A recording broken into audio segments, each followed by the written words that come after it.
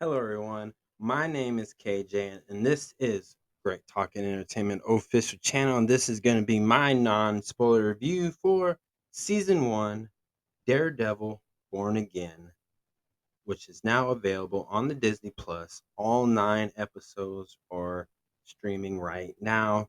And again, this is a non-spoiler review, so let me be the one to convince you to check this out because again, there's so much Marvel content out there, so much to keep up with. Maybe you heard about it, you've seen it trending on the internet, all over different social media platforms. You may know people from your job, your family, or in your own house who love this show, but you haven't really checked it out. You're not sure if you want to watch it because there's so much. You don't want to get lost in the mix of the MCU.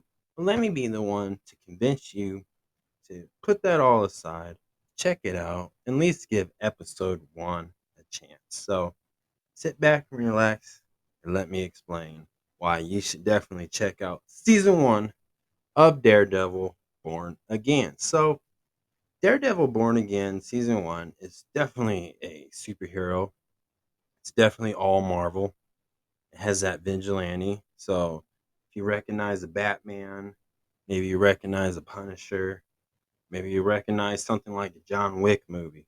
This is that type of feel, it has that story to it.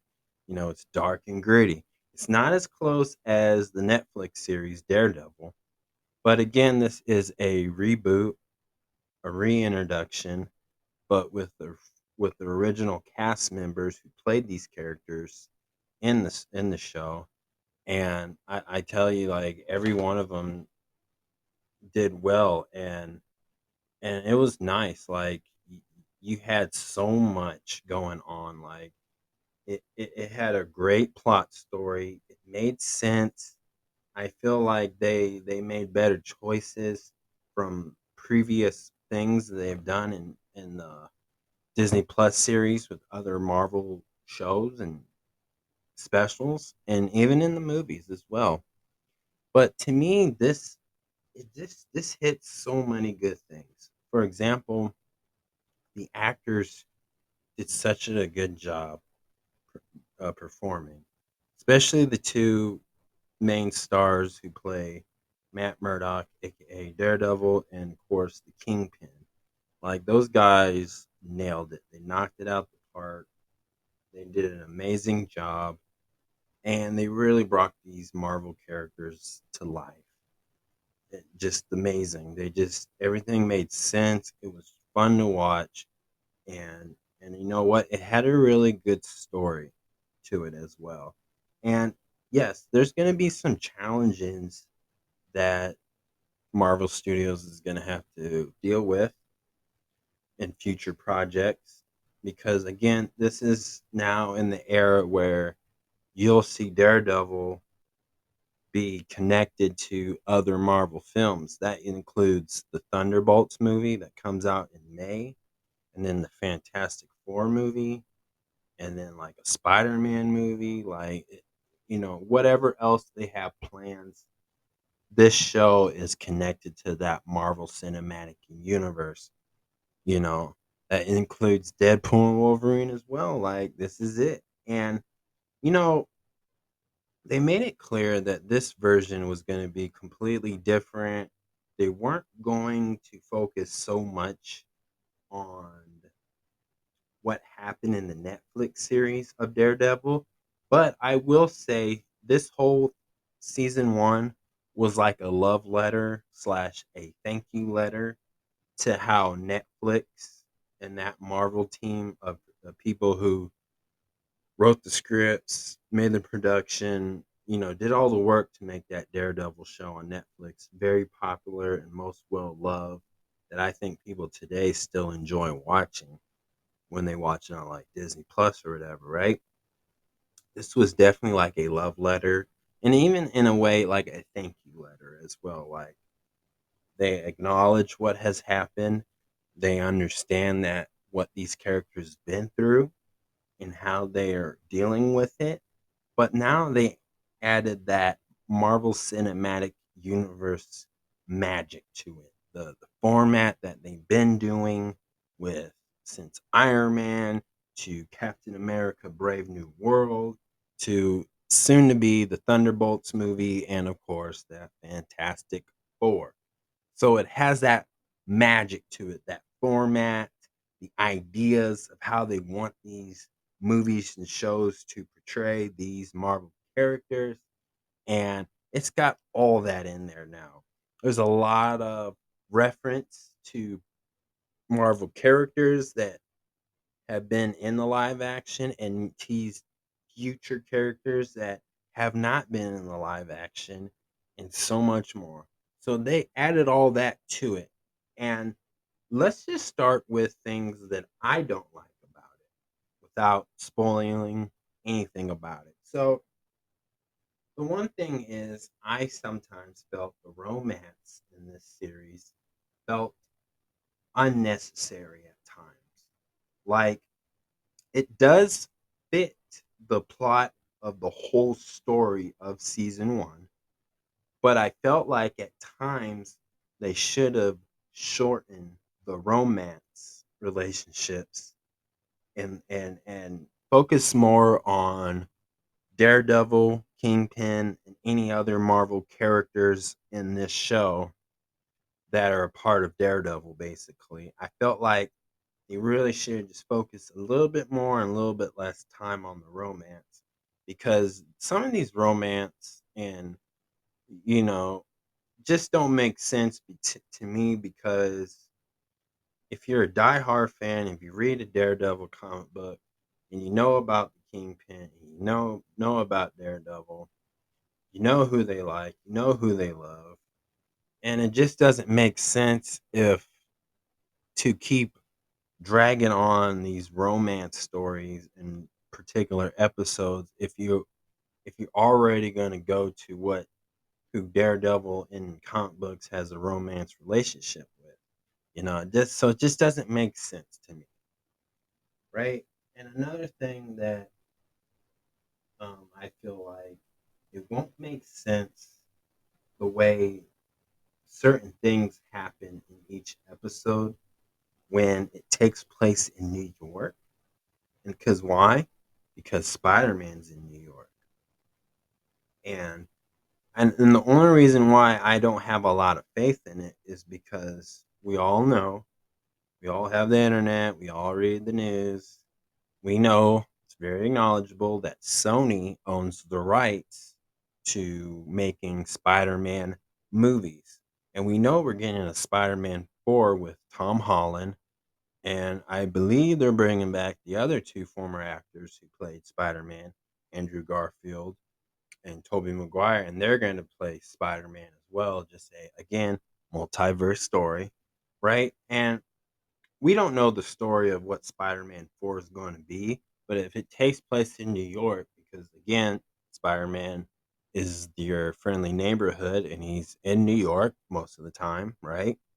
So there's certain things that has happened in New York that I feel like if Sony doesn't agree with the script that is being written, then there's a high chance they couldn't acknowledge what has happened in season 1 for Daredevil Born Again.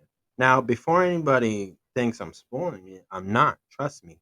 It's not it's not a big deal, but it's the small details that are very important when you have this huge cinematic universe. So I don't have a lot of faith in what that's going to be, and I feel like that's going to kind of hurt season 1 of Daredevil Born Again. To me, if it's since it's now all connected to the Marvel Cinematic Universe. So it's the context, it's the dialogue. If you really pay attention to it, and then you go see like a Spider-Man 4, they may not mention it. New York might look a little different the way New York looks here. Now, yes, they're in different parts of New York, but again, New York is New York. If you know, you know.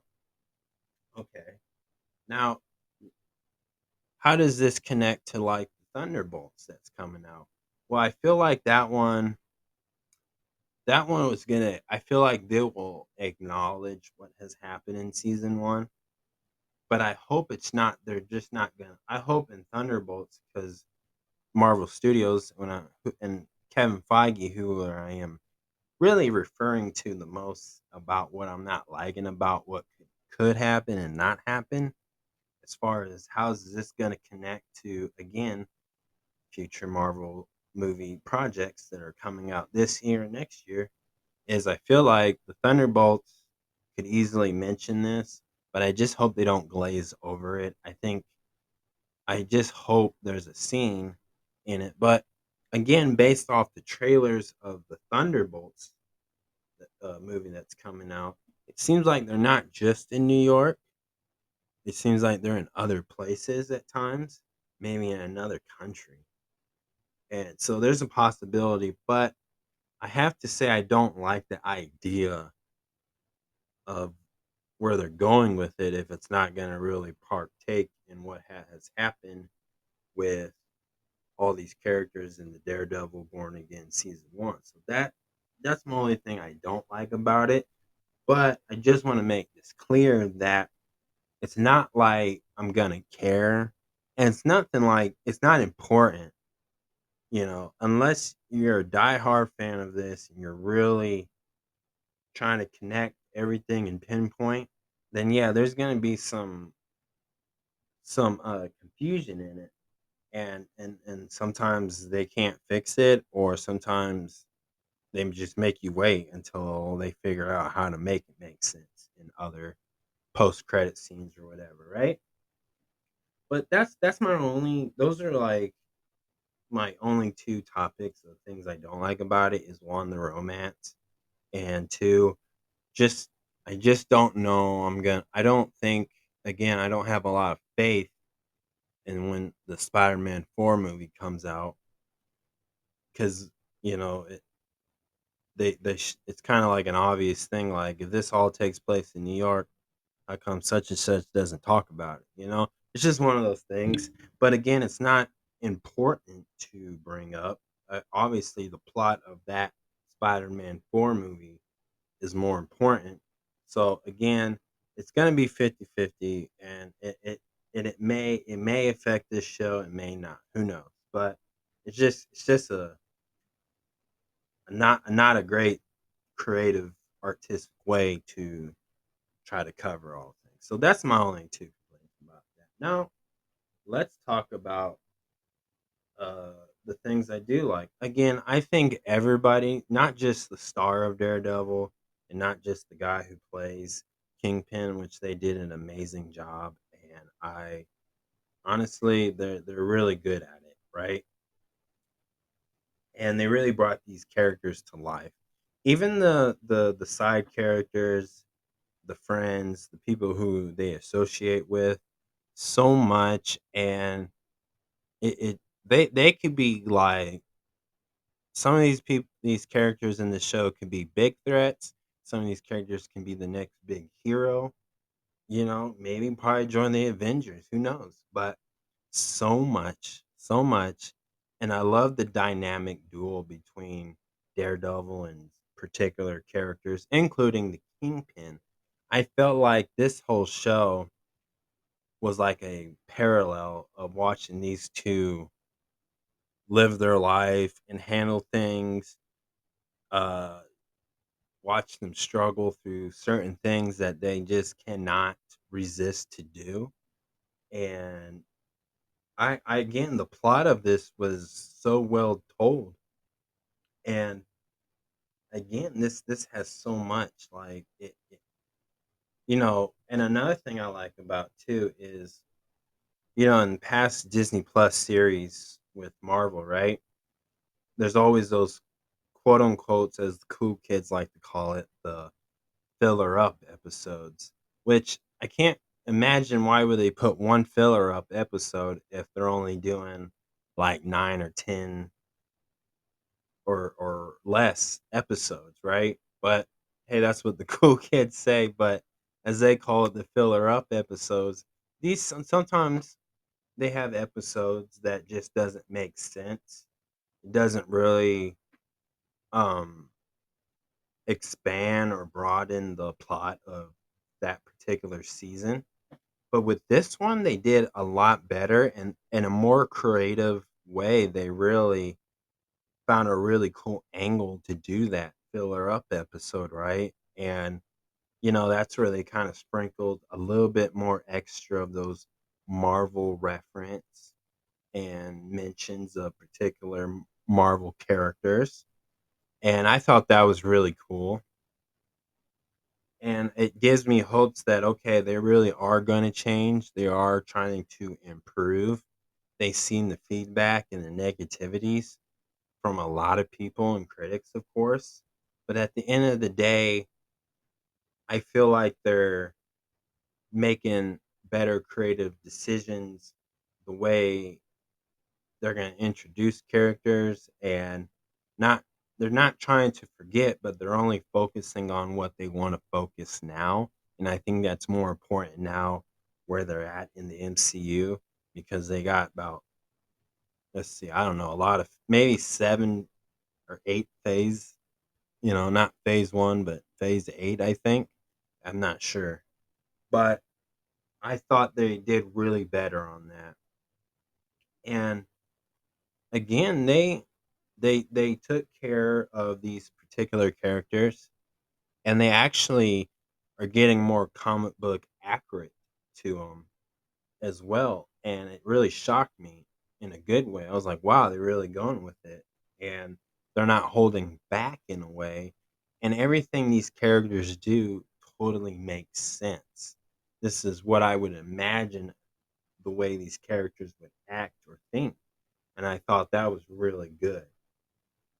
And as far as like how they set it up for season 2, it's like, okay, again, I said I liked it from the one reason is this felt like a love letter to the Netflix show Daredevil, and they pay a little bit of homage on it, but they also added a twist and they took these characters, especially Daredevil, they added another layer to this character so you can really truly understand the way he acts and thinks and why he does the things he's do.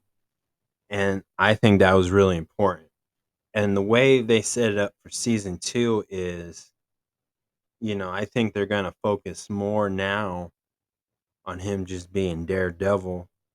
We don't need to worry about another origin story between him or any of these other characters.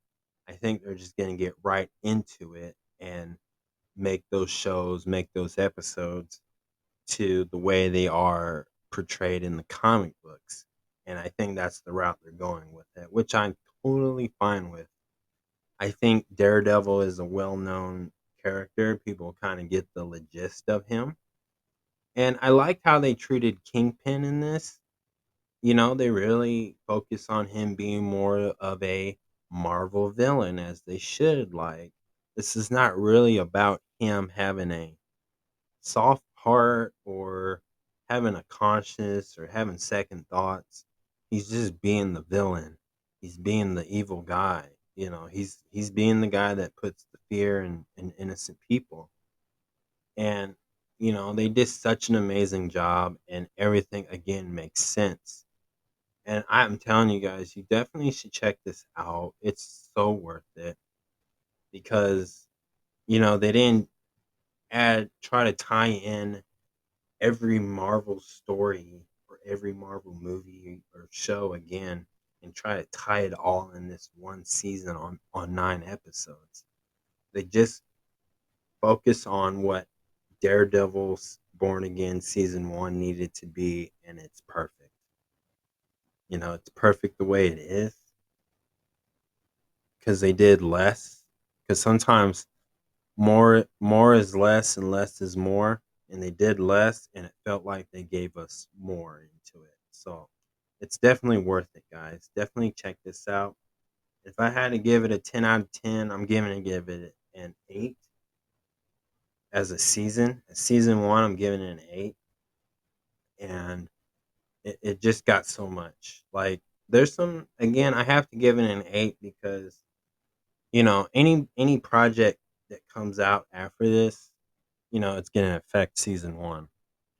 It might mess it up. It might reveal more plot holes to the main story of season 1, and hopefully there's like a reason why they did it, and I hope whatever they do creatively, just I hope they execute it correctly, which that is the challenge for them, but so entertaining for us. So again, worth it. I'm giving it an 8, guys. You guys, if you have not seen this, all 9 episodes are out. It's really good, really told well, and I really think you guys are gonna like this. Like, take away the fact that it's connected to the MCU, but as a show, it's worth to watch it. Like, I'm not saying you can binge watch these episodes in one day because these are long episodes, but you know, throughout your work week, your days off, definitely watch an episode or two. It's worth it. I promise you, you'll be heavily invested into it, and you're gonna. It's never boring. It's never slow. It has that, it has a really good pace to it, and when they give you action, they give you action. When they give you drama, they give you drama, and it's just really good, guys. I truly enjoy it. I think this is one of their best work right now in the current projects for Marvel Studios, and I think they got a good team for this. So I definitely can't wait for season 2, which I believe comes out next year in March as well of 2026. So I can't wait. I'm excited, and I hope you guys watch it before season 2 comes out. You guys got plenty of time. So that's my review, y'all. Thank you so much.